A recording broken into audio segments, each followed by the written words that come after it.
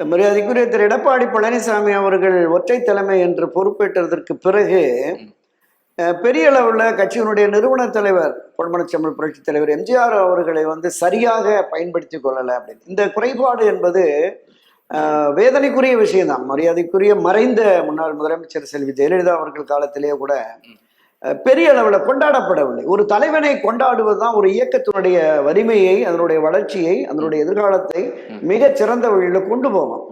பிறகு அண்ணா அவர்கள் மறைவுக்கு பிறகு அண்ணாவை கொண்டாடினார் புரட்சி தலைவர் எம்ஜிஆர்.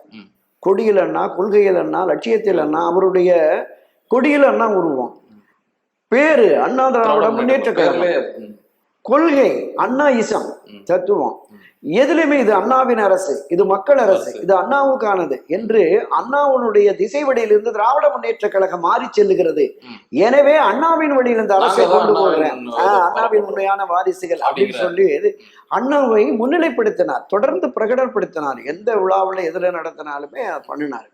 ஸோ மறைந்த முன்னாள் முதலமைச்சர் செல்வி ஜெயலலிதா அவர்கள், நான் இந்த கட்சிக்காக பாடுபடுகிறேன், நான் இரவு பகல் பாடாமல் உழைக்கிறேன், நான் ஊர் ஊராக சென்று கிராம சென்று இந்த கட்சியின் வளர்ச்சிக்காக நான் பாடுபடுகிறேன், இன்னும் எம்ஜிஆர் கட்சி எம்ஜிஆர் புகழால் தான் எனக்கு வெற்றி என்று பேசுவது எப்படி என்கிற எண்ணமும் உணர்வும் அவருக்கு வந்ததால் புரட்சி தலைவர் எம்ஜிஆரை கொண்டாடுகிற அந்த நிகழ்வு என்பது அப்போது மறைக்கப்பட்டதுன்னு சொல்லலாம். அது நம்ம வெளிப்படையாகவே பேசிடுவோம்.